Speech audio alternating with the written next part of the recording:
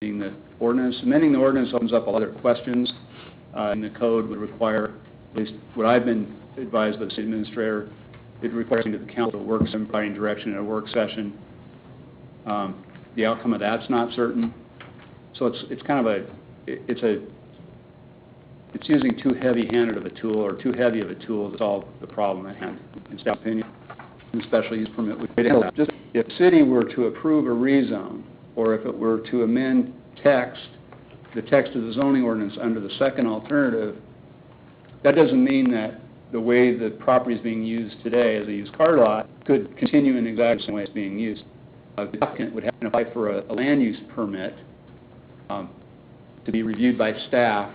That would give staff an opportunity to look closely at the site and the parking and circulation on the site, how that functions. Right now, there's some questions about whether there's enough space for the amount of cars they have on the site, whether the circulation and parking is safe. But that would still have to be addressed. For the special use permit, that would all happen in one application, which is probably the best way to handle it, the most efficient way, but also it's not you have your rezone, and now we're going to review your land use permit, and you're not going to get exactly what you wanted. The special use permit would all be handled in one shot. And that's really that summarizes our alternatives, our analysis of the alternatives, and I'll stand for questions. You can put it up to someone else if you like, but those are my remarks. Questions from commissioners? So right now they had, or when they were granted, when this was approved, they were approved for a land use permit for 6 months, is that correct? That is correct. What's the normal term for a land use permit? Well, under that provision, under which that was permitted, there's nothing specific about how long.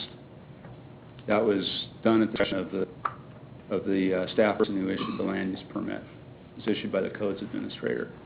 It was also issued on the understanding that it was a use that was allowed in that zone. Yeah.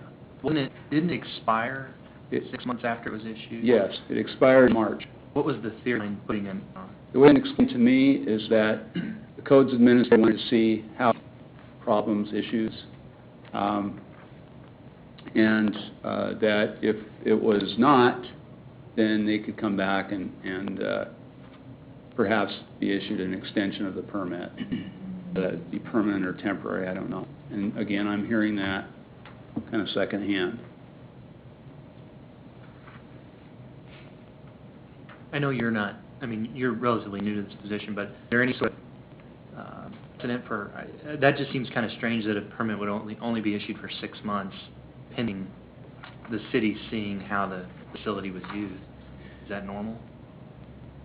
It's not clear that that's normal or that's expected in the zoning ordinance. There are other types of permits that are temporary in nature or at least seasonal in nature. And the ordinance is a little bit confusing because some of those provisions are in different chapters of the ordinance. In my opinion, the special use permit chapter is very broad in terms of the large variety of uses that you can get permits for regardless of zoning. So it starts getting kind of confusing. It mentioned at our last meeting, or why is that available now, a month later than it was? We weren't aware that that was an option. The app applied for rezone. We responded to their application, and we made a recommendation to look for this. To me, that wasn't. But after looking at that again, it appears to be an option.